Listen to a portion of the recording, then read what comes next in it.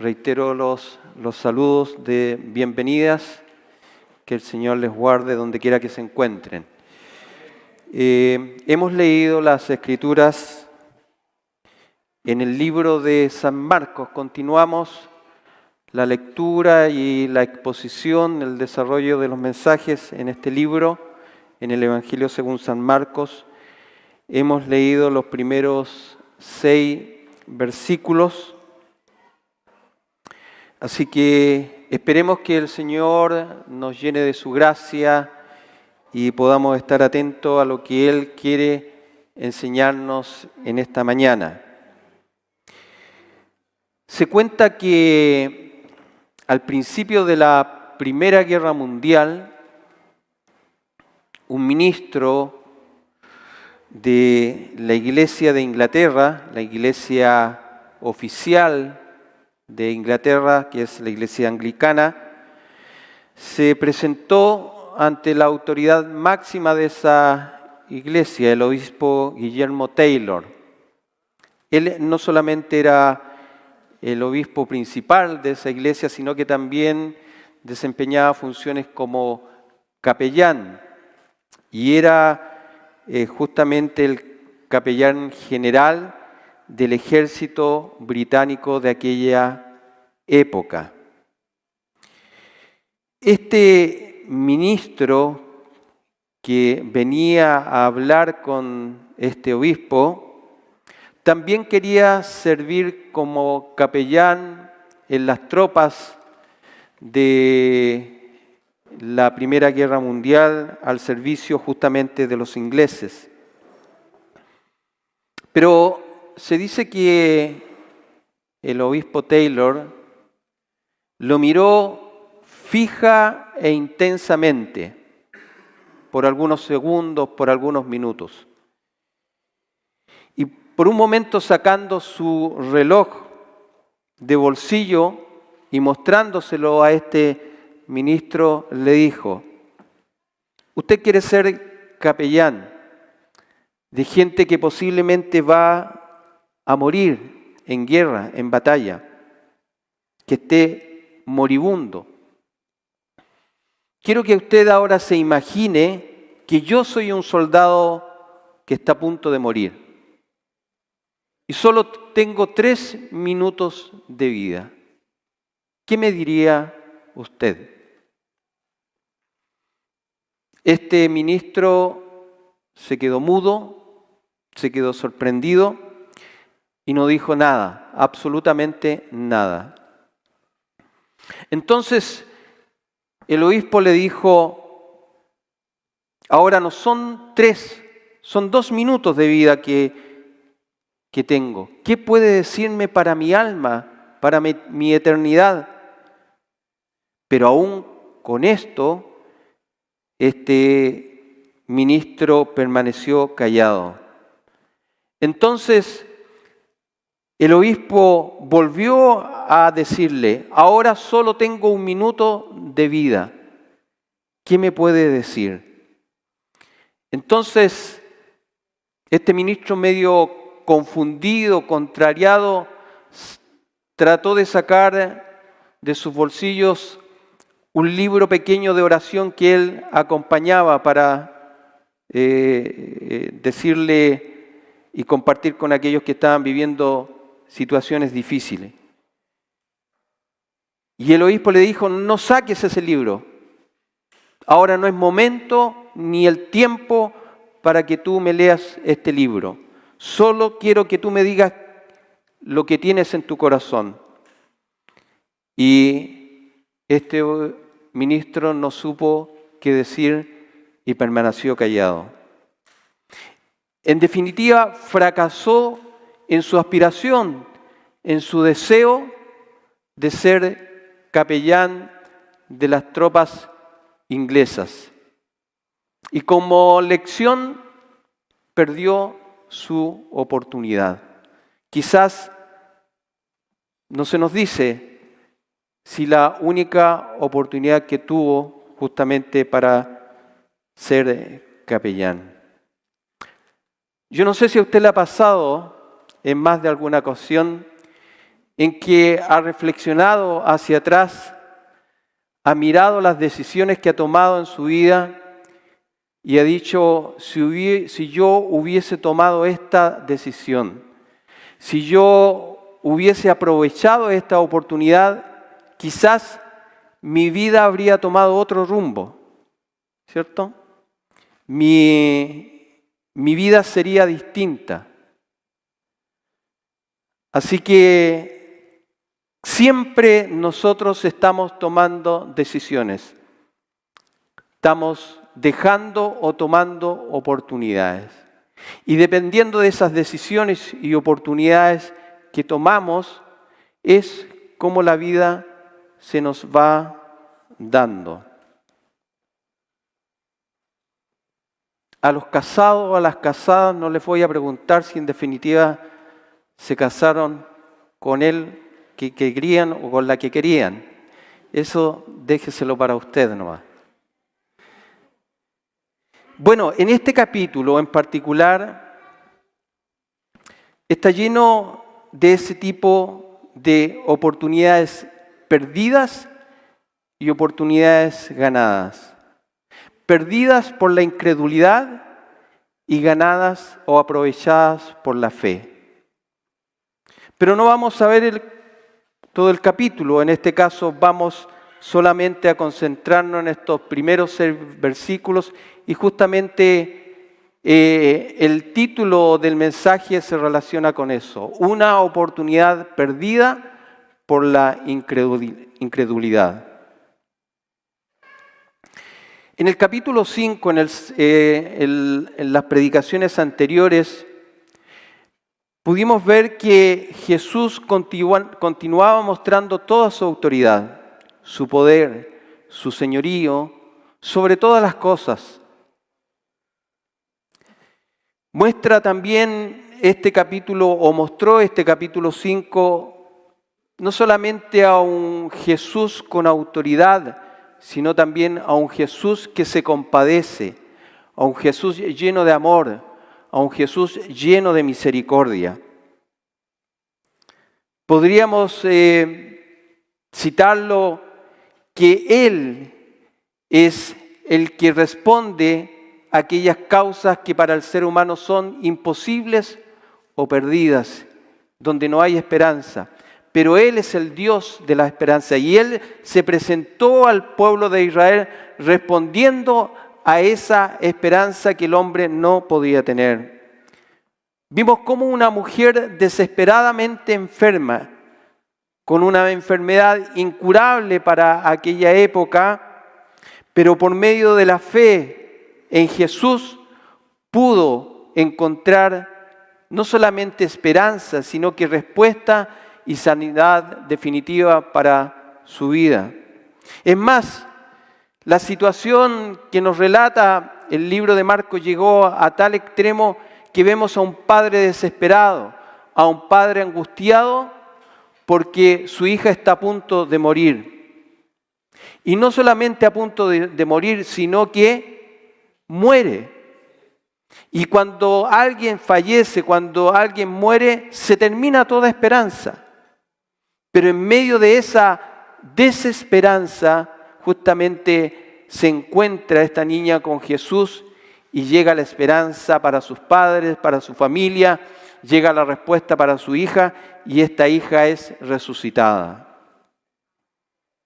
Ahora, el libro de Marcos no nos está presentando un milagrero, no nos está presentando a alguien que se presenta simplemente para hacer sanidad y para mostrarle a la gente que él tiene poder, que tiene autoridad. No, lo que está mostrando es que, y ya lo dijimos, es que él lo que está evidenciando que el reino de Dios, cuando se junta, cuando se encuentra con la humanidad, es un mensaje de redención, un mensaje de esperanza, un mensaje de entender que solamente en Dios tenemos respuesta a nuestras necesidades. Y la respuesta más grande del hombre es que está perdido, muerto en delitos y en pecado. Y en ese sentido, el Señor muestra compasión por la gente. No solamente porque está enferma o porque está a punto de morir, sino porque sabe que esa realidad es fruto del pecado. Y que esa condición solamente Él la puede cambiar. Pero es triste lo que vamos a ver, porque habiendo llegado la esperanza a este mundo, muchos no la quieren recibir. Y no la quisieron recibir, se negaron, tomaron decisiones equivocadas. Dice el versículo 1, que ya lo leímos, y salió de aquel lugar justamente de donde había estado haciendo estas sanidades, estos milagros, y vino a su tierra, y sus discípulos le acompañaron. Algún tiempo después, desde Capernaum se trasladó a Nazaret, su tierra donde se había criado Jesús. Recordemos que Jesús nació en Belén, pero mayormente su niñez, su juventud, la vivió en tierra de Nazaret, un pequeño pueblo. Dicen algunos que en la época de Jesús no eran más de 500 personas. Y por lo tanto era una aldea pequeña. Y nosotros tenemos que tratar de imaginarnos que en ese lugar vivió Jesús, se crió Jesús. Por lo tanto era conocido de muchos. Compartió con muchos su niñez, su juventud. Era vecino de ellos. Lo conocían.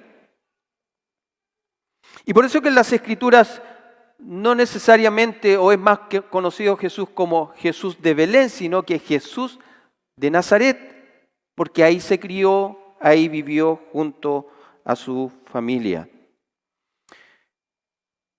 En este relato, aunque algunos dicen que no es exactamente el mismo, otros dicen que sí es el mismo, podemos encontrar más detalles de lo que está ocurriendo en Lucas capítulo 4, donde posiblemente se nos hable, dicen algunos comentaristas, que es la misma experiencia, la misma situación.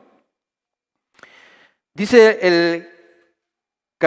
el versículo 17 de Lucas, que cuando llegó el día de reposo, el día sábado, que era la costumbre de los judíos para reunirse en las sinagogas eran pequeños templos, ya que recuerden que para los judíos había un solo templo que estaba en Jerusalén, pero no todas las personas podían ir todos los sábados a Jerusalén para ir a ese servicio. Por lo tanto, se construían pequeños templos, sinagogas llamadas, en donde se reunían para justamente estudiar la palabra de Dios, en este caso el Antiguo Testamento, ¿ya? Cantar algunos salmos, himnos y orar. Y dice que Jesús llega un día de reposo, un día sábado, como era la costumbre de Jesús también, y le pasan no la Biblia, no el libro, el rollo. Y en este caso el libro posiblemente de Isaías. En Lucas lo relata así. Isaías capítulo 61, los versículos 1 y 2 son los que relata Lucas, que leyó posiblemente intencionadamente Jesús. Y en este relato, ¿cierto?, el profeta Isaías predice que en el futuro va a venir un personaje, un ser humano, el escogido de Dios, el ungido de Dios, en un tiempo futuro, el cual dice, proclamaría las buenas nuevas, el evangelio. ¿A quiénes? A los pobres. Los pobres son los que no tienen esperanza. Libertad a los que están esclavos, vista a los ciegos, libertad a los oprimidos, o sea, el año agradable del Señor.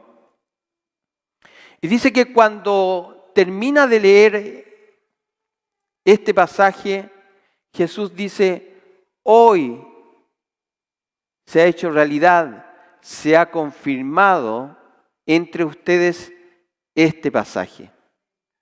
Y cuando Jesús termina de hablar, dice que la gente que estaba ahí quedaron mudos, quedaron callados, fijando la vista en Jesús, asombrados. ¿Por qué? Porque lo que encontraron en las palabras de Jesús es que Él tenía tal grado de sabiduría que dijeron, ¿de dónde saca este hombre este tipo de palabras? Quedaron asombrados. Él afirmó que por medio de su ministerio, la notable, la extraordinaria promesa escrita 700 años antes de Jesús, Él estaba diciendo que esa profecía se estaba cumpliendo en su persona, en su ministerio. Había llegado el día agradable del Señor. Había llegado el reino de Dios. Juan el Bautista también lo había dicho. El reino de Dios se ha acercado a vosotros. Entre vosotros está. Y el reino de Dios no eran casas, no eran construcciones. Era una persona. Era Jesucristo mismo. Y Él confirmaba la profecía con sus hechos, con lo que Él hacía. Él no sanaba a algunos, sanaba a todos. Los que venían a Él, los sanaba. Creyeran o no creyeran, tuvieran o no fe, el que se acercaba a Él, le ponía las manos o decía la palabra, y el hombre, la mujer que tenía alguna enfermedad, que tenía algún problema, que estaba endemoniado, era sano, era libertado. Y recuerden, Jesús está haciendo sanidades en un contexto religioso que le era familiar para Jesús. No tenía que explicar el ABC, simplemente tenía que proclamar que lo que decía el texto se había hecho realidad. ¿Por qué? Porque los judíos sábado a sábado eran enseñados en las sinagogas acerca de la palabra de Dios, conocían acerca del Mesías. Quizás, como todas las cosas, interpretaban de manera distinta, dependiendo del grupo religioso, cuándo sería el tiempo en que el Mesías vendría y qué tipo de características tendría el Mesías. Pero en donde no tenía que caber ninguna duda era el tipo de actividades y ministerio que iba a desarrollar ese Mesías, porque las Escrituras lo decía claramente. Llegará para libertar a los cautivos, para dar vista a los ciegos, para que los paralíticos y los cojos anden, para que los presos sean liberados de la esclavitud. Por lo tanto, ¿qué es lo que estaban viendo cuando venían a Jesús los enfermos?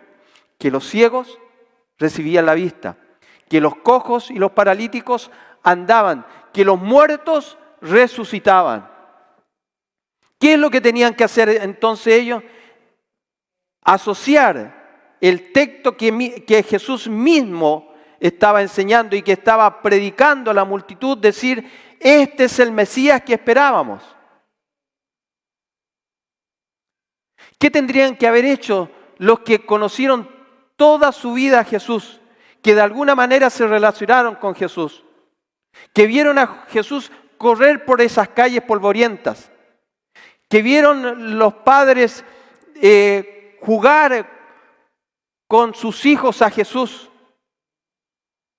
darse cuenta que era un niño común y corriente, pero con características especiales, porque él nunca mintió.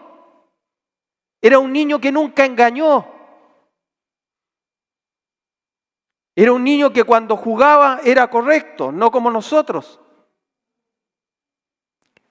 Porque él era 100% humano, pero sin pecado.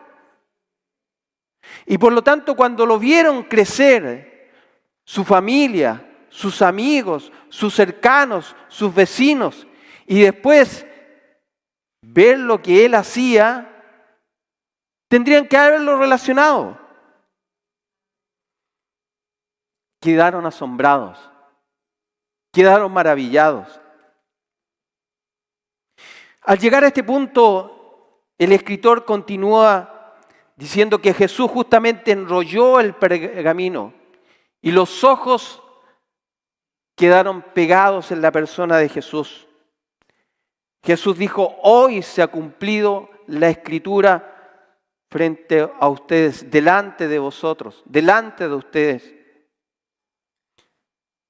Así que la primera reacción que vemos es una reacción favorable, en donde la oportunidad que tienen se está dando para que ellos en esa reacción favorable continúen, para que definitivamente reconozcan que ese hombre que vivió entre ellos como niño, como joven, era el Mesías que esperaban.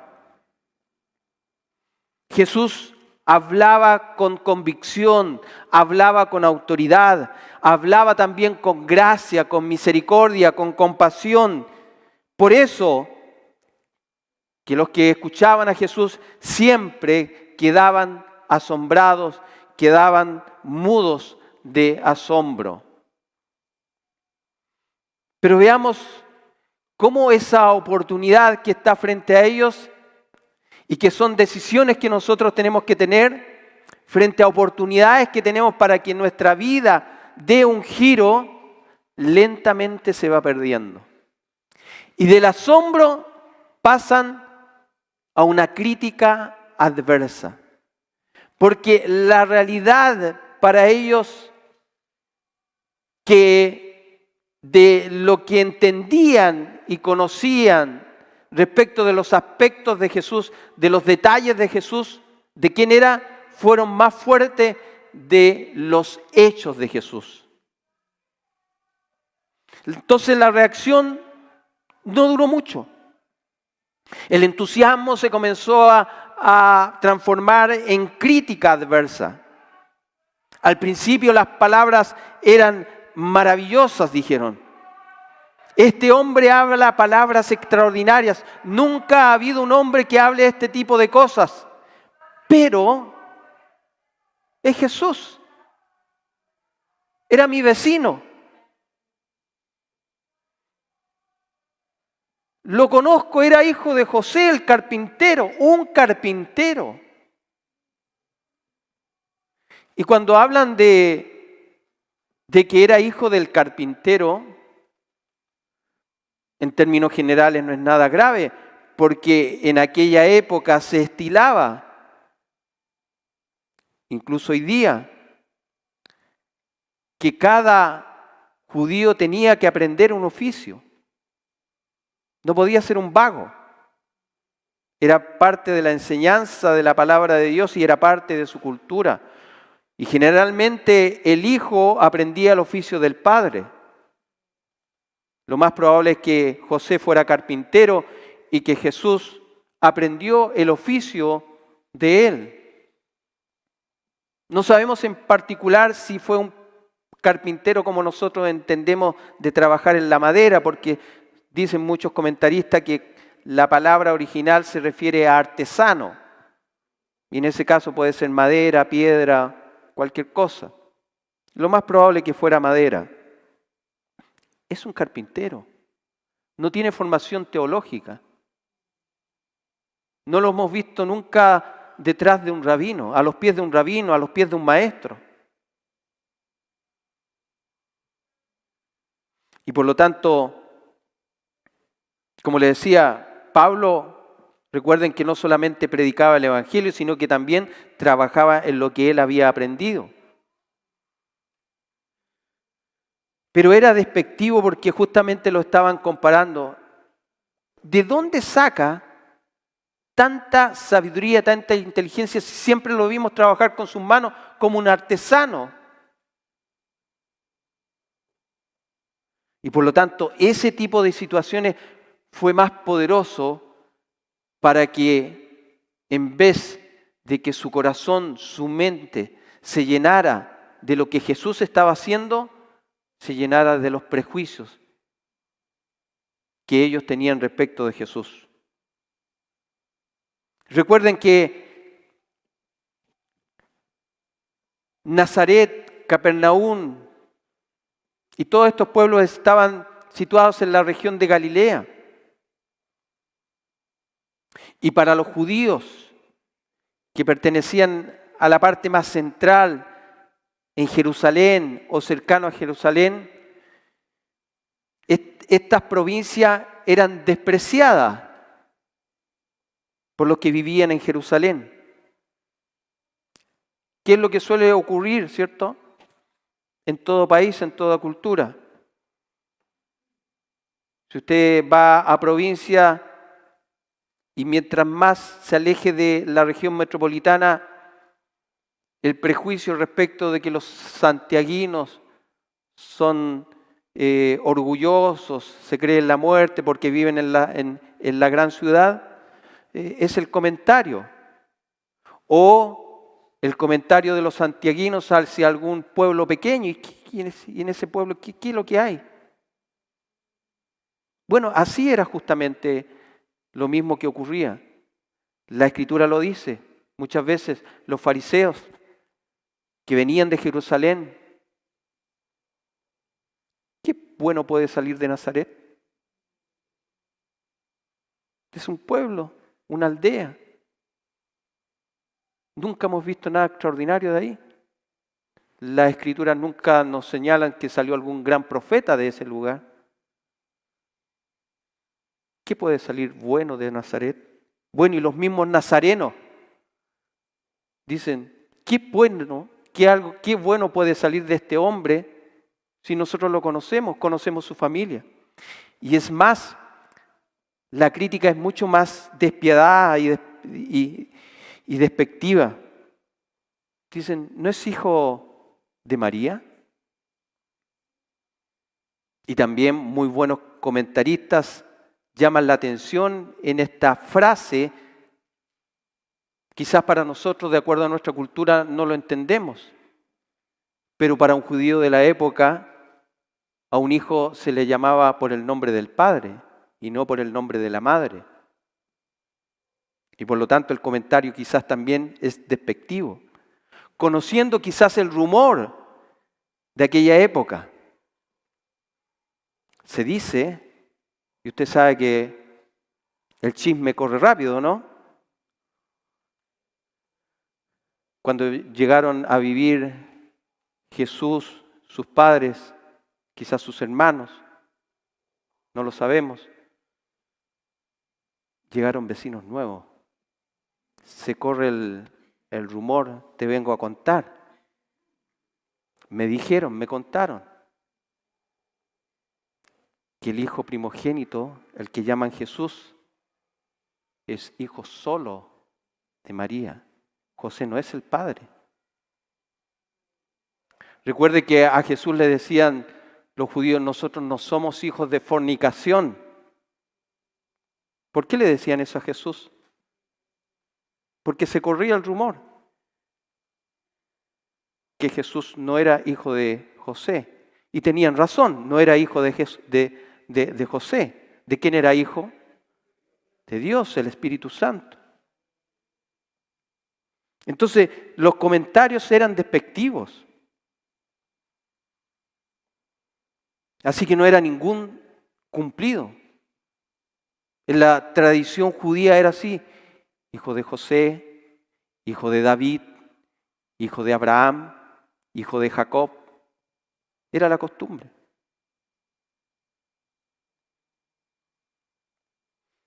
Es más, apuntan mucho más allá. Nosotros conocemos sus hermanos también. Tienen el mismo oficio. No tienen nada que sobresalga. Conocemos a Jacob. Conocemos a Simón. Conocemos a Judas. También conocemos a sus hermanas.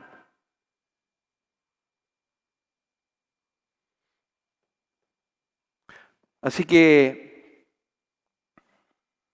aunque algunos digan, y aunque no tiene mayor relevancia esto, en términos teológicos, no añade ni quita, pero es clara la Escritura respecto de que María y José tuvieron más hijos.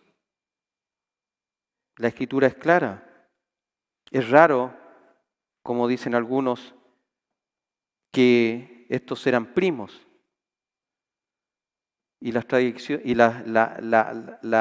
traducción insista, en vez de colocarle sus primos y sus primas o sus parientes,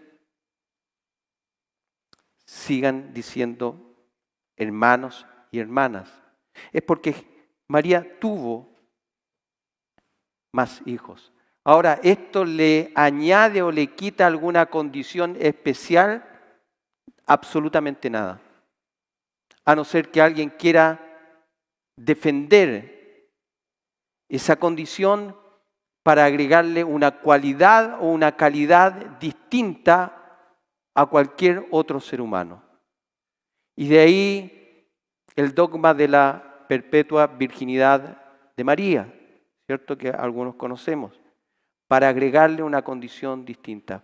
Pero María era una mujer fiel, una mujer piadosa, una mujer llena de fe, que guardaba todas las cosas en su corazón, pero pecadora, como todos nosotros, y necesitada de creer en Jesús para salvar su vida. Había un sentido en aquella época de menosprecio a Jesús. Y por lo tanto, querían, en definitiva, menospreciar y rechazar a Jesús. Ahora, Jesús tenía clara esa situación de alguna manera, en el sentido de que la Escritura nos muestra que el profeta no es profeta en su tierra. Y esto no tiene que ver simplemente con un tema religioso, es un tema cultural. Se dice que los chilenos somos chaqueteros, ¿cierto? Como que no reconocemos el valor de un compatriota cuando triunfa. Se dice siempre como que lo queremos tirar para abajo. Pero cuando uno comienza a averiguar, esto es parte de la humanidad. Yo escuchaba un comentario acerca de los españoles y también son lo mismo. Y ellos podrían pensar que ellos son así por su cultura. No. En tiempos de Jesús era lo mismo. Jesús sanando multitudes, levantando muertos, controlando los vientos, las fuerzas naturales. ¿Quién puede hacer eso? Calmar la tempestad del mar, decirle a los vientos que se detengan y se detienen. ¿Quién puede hacer eso? Pero no, este es hijo del carpintero, es hijo de María. Y Jesús les dijo, no hay profeta sin honra sino en su propia tierra y entre sus parientes y en su casa. ¿Y qué ocurrió? Que la incredulidad fue creciendo, fue creciendo. Y esa incredulidad no era obra satánica, era obra del corazón del ser humano. Porque de manera natural somos incrédulos. De manera natural rechazamos a Dios. Ahora que Satanás se aprovecha de esas condiciones para oscurecer aún más nuestro oscuro corazón? Sí lo hace, pero es porque el problema está en el corazón del ser humano. Ese es el problema, en la mente del ser humano. Y Jesús les dijo, no hay profeta sino en su propia tierra. Y no pudo, dice, hacer más milagros en su propia región, en su propio lugar. Él amaba, porque el corazón de Jesús era sincero. Por lo tanto, cuando decía, buenos días, buenas tardes, vecino, lo hacía de sinceridad de corazón. Amaba a sus compatriotas. ¿Cómo no los iba a amar si los conocía? Él los amaba. Sentía compasión por ellos. Y por lo tanto no es que el poder de Dios se hubiese quitado, que debido a esa incredulidad Jesús no hubiese tenido el poder para sanar. Lo podía hacer, pero no lo quiso hacer porque le dio pena, le dio tristeza. Se asombró del nivel de incredulidad en el ser humano, deteniendo todas las oportunidades a la vista, habiendo llegado el mismo Jesús a su casa, a su aldea, lo rechazaron. Los gadarenos, ¿se acuerdan de los gadarenos? Eran idólatras, paganos, no tenían el conocimiento de estos hombres. Y por lo tanto, dice las Escrituras, en el día del juicio, el castigo va a ser menos para estos que para estos otros. Porque el castigo es en relación al nivel de conocimiento que nosotros tenemos respecto de Dios, respecto de su palabra, respecto de Jesús. Por eso que es tan grave la incredulidad. Porque uno debiera decir, a mayor conocimiento, menor incredulidad, más fe. Pero aquí era totalmente lo contrario. Mayor conocimiento de Jesús respecto de los hechos, analizándolos a la luz de la palabra, y el rechazo aumentaba. La incredulidad aumentaba. Y Jesús dice quedó asombrado de la incredulidad de ellos. Y se tuvo que retirar de aquellos lugares. Y dice, y sanó por gracia, por misericordia, por compasión a algunos que llegaron ante Él. A algunos pocos enfermos. Y continuó predicando por algunas aldeas. Imposible, decían. Imposible. ¿Cómo este va a ser el Mesías? ¿Cómo este va a ser un maestro? Se escandalizaban. Como dice la Escritura, fue Jesús la piedra de tropiezo con la cual se tropezaron. Mire lo que dice Romanos 9, versículo 32. ¿Por qué no creyeron? ¿Por qué no tuvieron fe?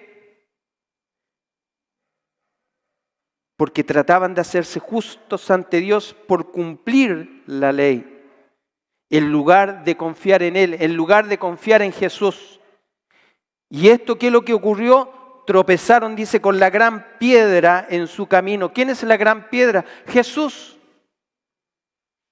Dios se los advirtió en las Escrituras cuando dijo, pongo en Jerusalén, pongo en Sión una piedra, Jesús, que hará tropezar a muchos. Una roca que los hará caer. Pero dice, todo aquel que confíe en esa roca jamás será avergonzado. Vimos que ni aún, dice las Escrituras, ni aún sus hermanos, sus parientes creían en él. Creían que estaba loco. Dicen, Jesús ni siquiera tiene tiempo para comer. Está tan obsesionado. No sé qué le dio. ¿Qué se cree? Y trataron, dice, de rescatarlo, ¿se acuerdan? De sacarlo de aquel lugar, de aislarlo, de ponerlo en un lugar tranquilo para que reflexionara, comiera y volviera a su antigua vida. No creían en él. la incredulidad de su propia familia, mostrando mostrando el relato, la realidad del ser humano. Porque esa es la gran tragedia del ser humano. La incredulidad es la que nos separa de Dios. Y ese pecado, mientras se mantiene, no puede ser perdonado por Dios.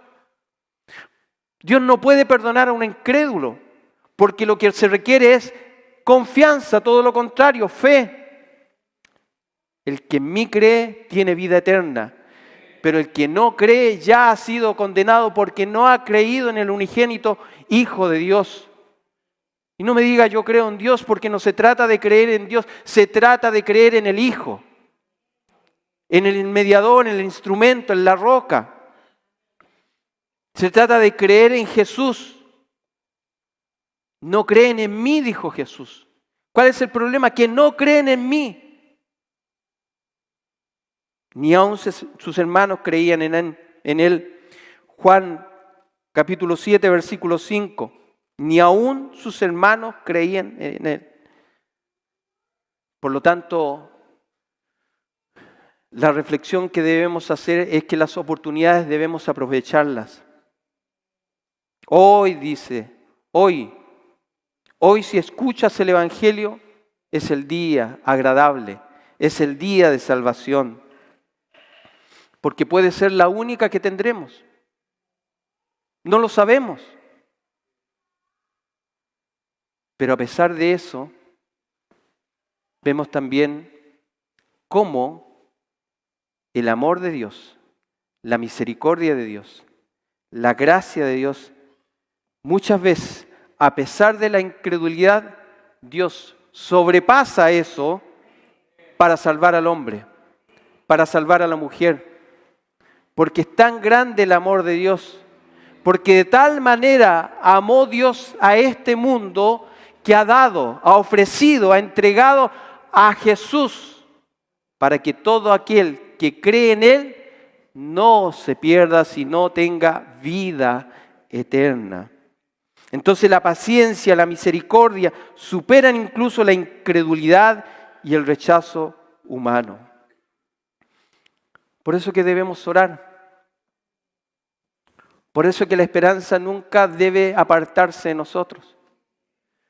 Porque a nuestro alrededor hay incredulidad en nuestra propia familia, en nuestros familiares, en nuestros amigos. ¿Y qué es lo que hacemos nosotros? Señor, vence esa incredulidad. Ten misericordia. Ten misericordia, así como tuviste misericordia de mí. Como tú me miraste a mí con ojos de amor, con ojos de misericordia, acuérdate de mi esposo, acuérdate de mi esposa, acuérdate de mis hijos, acuérdate de mis nietos. Porque somos incrédulos. Ayúdame en mi incredulidad, dijo el varón cuando se encontró con Jesús. Sí, Señor, creo. Parece que no creo mucho. Pero si no creo mucho, ayúdame en mi incredulidad, en mi falta de fe, porque hasta en eso el Señor es misericordioso. Porque la fe es un don de Dios. Y si nosotros la pedimos, Él nos da fe para creer y para confiar en Él. Mire cómo actúa la gracia y la misericordia. Dijimos hace un rato que los hermanos, las hermanas de Jesús no creían en Él. Pero vamos a Hechos capítulo 1, versículo 14. Hechos capítulo 1, versículo 14 para ir terminando. Ya Jesús había resucitado, la iglesia se había iniciado, se estaban reuniendo en un lugar en Jerusalén y decía, todos estos perseveraban unánimes en oración y ruego con las mujeres, hombres y mujeres, y con María, la madre de Jesús, y con sus hermanos. Aquellos que eran incrédulos, aquellos que se reían de Jesús, aquellos mismos hermanos que decían Jesús está loco, mi hermano está loco, ahora eran creyentes en Jesús. Cuando Jesús resucitó, la misericordia del Señor también llegó a sus hermanos y ellos creyeron. Tenemos a Santiago o Jacobo, que escribió la epístola de Santiago. Tenemos a Judas, que escribió la carta de Judas. Hermanos del Señor que creyeron en Él. La incredulidad se transformó más adelante en fe por la gracia, por la misericordia del Señor. Ese es nuestro Señor Jesucristo. Ese es nuestro Salvador. Ese es nuestro amante misericordioso y compasivo Señor, que escucha y se compadece del dolor del ser humano y que escucha nuestras oraciones. Por lo tanto, no perdamos la esperanza. Si hay alguno que no conoce el Evangelio, que no conoce a nuestro Señor Jesucristo, si hoy está escuchando, recuerde que las oportunidades deben ser aprovechadas.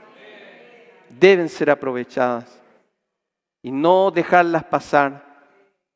No sabemos qué pasó con la mayoría de la gente de donde Jesús se crió, si más tarde creyeron en Jesús o no. Pero lo que siempre nos ha dicho la palabra del Señor, que si hoy escuchamos su palabra, hoy debemos creer. Y el Señor también tendrá misericordia de nuestras familias, de nuestros hijos, de nuestros esposos, esposas. Él escuchará y escuchará nuestras oraciones, porque es una oración que se hace con fe, creyendo en el poder de Dios. Para el Señor, honra y gloria.